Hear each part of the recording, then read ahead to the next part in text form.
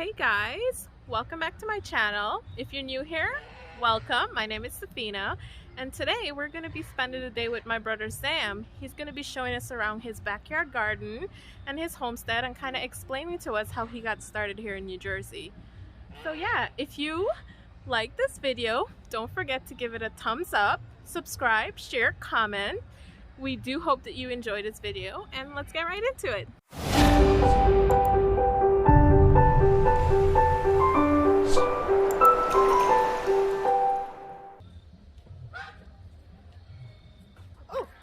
So here we have Zam. He's going to introduce himself and he's going to take us around his homestead. He's going to show us around his the backyard garden and the livestock portion of his homestead and kind of explain his progress and future plans. Alright, so Zam, Safiena's brother. Woo. Alright, so it's just not a lot. It's pretty much a backyard. We got like a couple of stuff I just built by myself. You know, stay out of boredom. And just like Safiena, we came from the same country, Guyana, and we grew up in the agriculture background, including livestock, herbs, plants. So all these things, like, you know, because back in our country, a third world country, these are things not only for like fun and hobby, but it's more like of a necessity. So we kind of grew with it, given that, you know, we didn't have to really do it for food in between our family, but we did. And we learned the trade, and now we're here trying to implement it through Art Botanical and Art Botanical Livestock.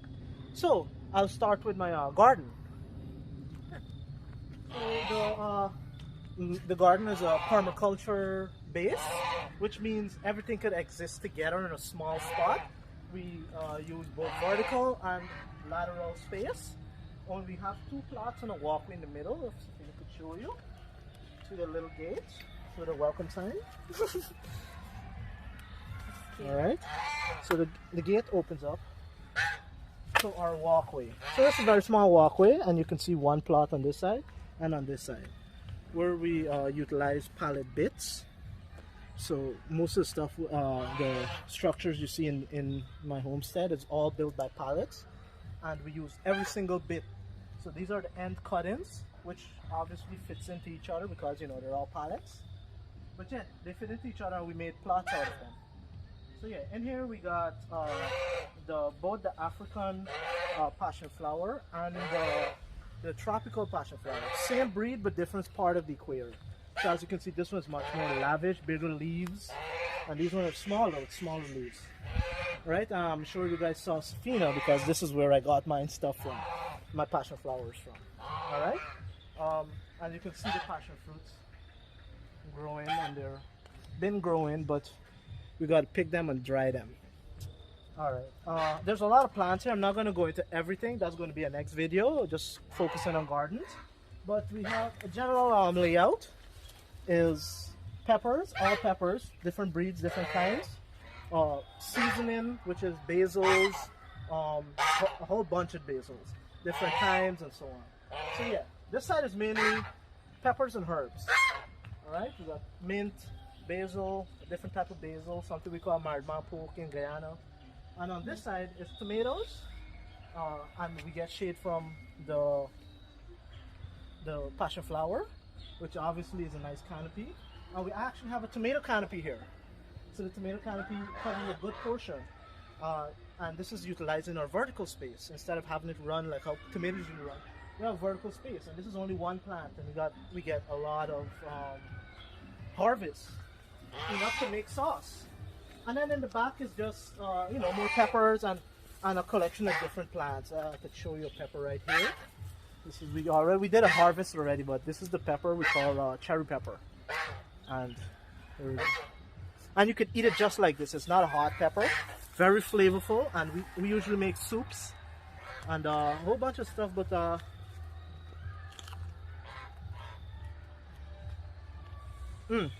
oh, it tastes really good on semi-ripe. I never really had it off the tree semi-ripe, but it's great.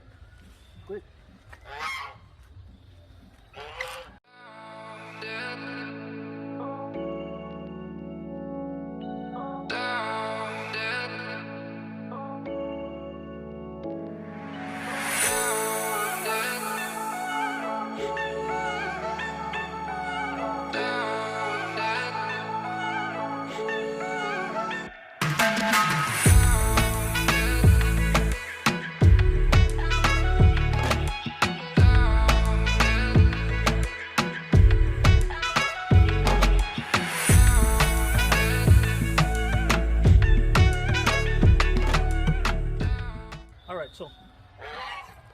As you can see, this is my coop.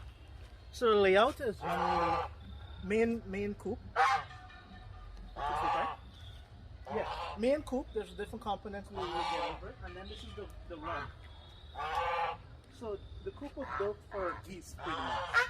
And geese are low-laying animals, right? So I had to make sure these were suitable for them. As you can see, I have two adolescent African geese imprinted onto me, grown and hatched by me. All right.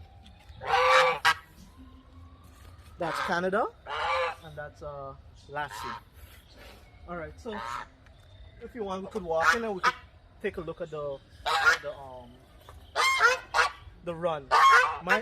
Just prepare because they're loud. All right.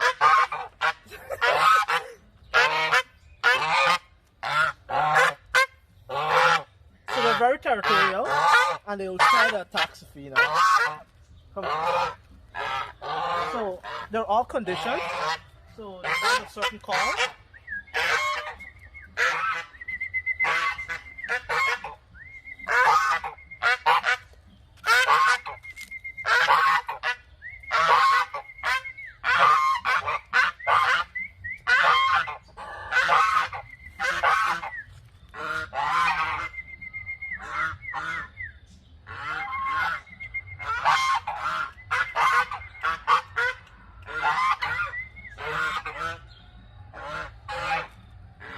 I don't want to get too close because, you know, they're very territorial, so they might start attacking me.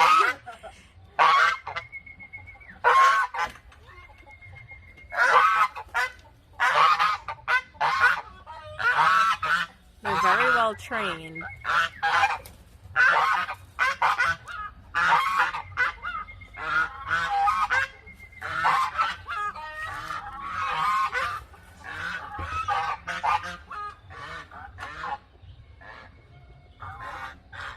So yeah, let's keep them inside because they're feisty. So yeah, they're a handful. So yeah, those are my African geese, and inside this coop there's about 8 birds, all different kinds. And I use the same permaculture sense to rear animals. So since they're they're on land, they take over the bottom spots, right? And they share it with layer hens, right? So what I focus on in my layer hens is earthiness, you know, having the accessibility to the earth. You know, they get grubs and all this stuff, high proteins, and they're free range. So as you can see, they're right outside.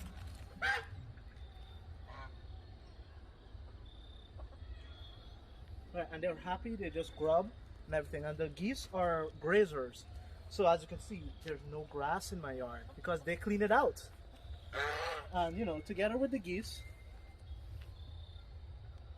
I have my pigeons. As you can see, they're white pigeons and they're home trained. You can see here. They're probably trying to get it. See, they're home trained. I got them from a young age, so they're only accustomed to here. And there's a whole family of Japanese phoenix, which I'm specialized in. Well, trying to get more used to the conservation and the breeding of them. So I have a silver Japanese phoenix together with a fire red hen, what they call BB red hen. So it's red hens. And they just got 3 chicks, which I don't know the colors of yet. So let's see how the mix is gonna go. So that's what's in the coop pretty much. There's pigeons, the family of phoenix, the 2 geese, and the layers. So they all live in unison, and the geese protect the entire flock. As you can see, they're super territorial, so nothing comes. And you know, with the build of the coop, it's all secure from predators. So no, everything was thought about with this. You know, they have the shade of the trees and everything, and they're let out a lot because the yard's pretty enclosed for them. But yeah, this is my coop. I built it all by myself with all pallet wood. This is my garden, all built with pallet wood. You know, so yeah, and you know, just other little knickknacks in the yard. There's my My next pen I'm trying to get is my shed.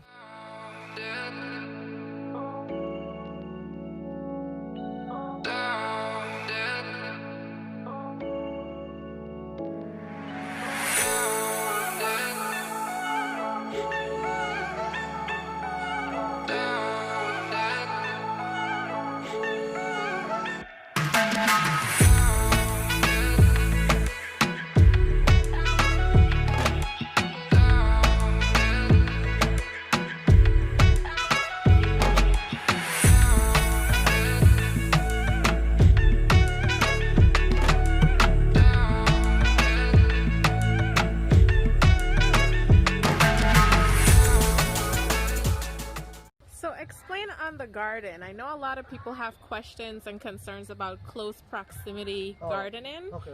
You know, close range gardening. How did the plants do in, you know, such a concise space? Right. In something, well, the notion of permaculture, which is a fairly new agriculture concept. It's where you use, because in America, not everyone has a big space. You know, and everyone wants, you know, with the new organic and non-GMOs, you know, lifestyle coming up and around, people want to grow stuff. And you know, between me and Safiena and Art Botanical, we set out to show you guys this because, you know, we grew up in this kind of style. You know, given in our country we had space, but not a lot of people plant, and not the soil is not that given to it. So for a space like this, what the most important part is understanding the personality of your plant. All right, meaning, does this plant do well in full sunlight? Does this plant do well in barren soil? Some plants really do well in barren soils. Does this plant do, you know? So understand what the plant needs. All right, and that gives you a good concept of how the plant's going to grow. So, like for example, this grows in a you know, very upright position, and it likes a lot of sun. Now below it has plants that doesn't really like too much sun, but they need the sun. Obviously, plants need sun for photosynthesis. But this is how you think about it. You know, you can't just toss them together and hope. So for like one of my tomato plants, it needs sun, but the sun's barely getting to it because of the overgrown, and you could see like part of the plant is struggling a bit. So you know, we changed that by moving the flowers up front a little, and you know, the plant revived. But that's a good example. I mean, everything is a learning process here, and I've definitely learned that this plant needs more sunlight. But that's what permaculture is. You learn about what you feel. Yeah. And you see now on this side, there's nothing blocking these plants because they're all full sunlight plants. This is why this passion flower is low. It's not over anything because this needs a lot of sunlight. The basil needs a lot of sunlight. Peppers need a lot of sunlight, right? You know, peppers need sunlight to ripen and stuff. So it's just understand the plant pretty much, right? Each plant, and this is a lot of plants for this small space, but just because I understood what they needed, I was able to bring it up, you know, with a good harvest for a backyard garden. That's good, and I think he put some pigeons feeding. So yeah, I think right. This stump. Horrible. It's not horrible now because I understood what it did. But what it did for me here is not only give me a constant supply of organic matter, but it also kept the moisture of the soil because the roots run all the way here. All right. This has been here for a long time, since before we've been here. But instead of doing that, I use the entirety of this organic material to give my garden some added fertility. Like for example, this is a chocolate mint. Safiena gifted this to me on the start of our season, and it's a little small part of it. And look at it, it's using what it was given, and that was this. Instead of getting rid of this, we just use it, and now all the rest of stuff. You see how beautiful things are around it because it gives back to the soil. So yeah. And you know, again, I was telling you, this is what me and Safiena and Samad. I'm sure you guys met Samad, right? Yeah. But this is what we're trying to do, like, you know, just to use what we're given and understanding what's needed here. So something simple as, like, you know, a stump. Just let it rot. No big deal. Yeah. And That's my garden though. I Yeah. really enjoy. It's beautiful. Yeah. Yeah. What I'm trying to do next season is utilize the passion flower a bit more and try to get some honey, passion flower honey. So let's see how that goes. Yeah, there's a lot of mason bees, you Yeah. know, on the flowers, which is I really actually, good. I actually brought a handful of mason bees one season, but it didn't work out. They made the queen, and then the queen didn't really do anything for the hive. But this time they came back, and now they established that food's going to be here, which I'm happy about because I kind of didn't know what to do. But now that's what we're trying to do. We're going to try to make some honey next year. Let's see how that goes. That's great. Could Yeah. you possibly show us the phoenix hen and the baby chickens? Let's see if they're willing to be out. Yeah, look at the pigeons. They're just having a ball. This is actually a work in progress here. This is going to be the geese kind of like pen, so they can have more space, you know, to mate and, you know. He's going to see if the chickens are going to come out. He's going to try to get it. He actually built this coop with Zam'S, you know. It was a very nice project. Well done, very sustainable. You know, they used all pallet wood, and it's, you know, it's beautiful. Very sustainable. You know, and this is all in his backyard. It's really nice that he's able to do this. A lot of people have questions and concerns about having a homestead, you know, with regulations in Jersey. But it's kind of like the neighborhood, you know, the inner neighborhood feeds in itself. Yeah. So, yeah. All right. So this is my my Japanese phoenix. He's an older guy. He's right now changing his feathers. So you can see there's a lot of little blotches and stuff. Oh, yeah, very beautiful. So it's an ornamental breed. Yeah. Right now, mine is since it's molting its feathers, it's not full Nagadori, which means like you know it has a gene to not let his feathers drop. But this guy has actually gotten his tail about like 3 feet long, so he has the gene in him, but he just molts around his head a lot. And this is one of the chickens. Unsexed, yeah, but this is one of the chickens just chilling. I think this one might be a hen, but you know this is his actual spawn, so we don't know the color of these yet because you know that's going to be a work in progress and how we work around breeding and maintaining colors and genetics. But that's what I started doing, and that's what I'm planning to do with Arts Botanical Livestock. But yeah, these are my So beautiful. yeah. The hen is in there. She's in there somewhere, but she's a runner. Yeah, she is a runner. All right.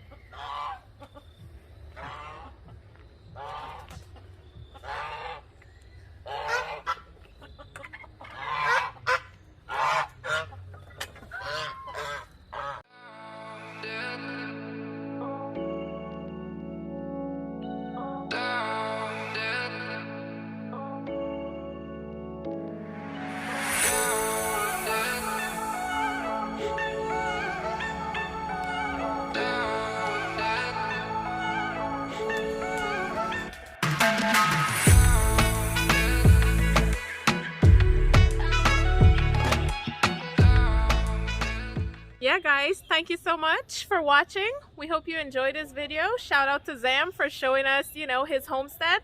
I'll put his Instagram information in the description below.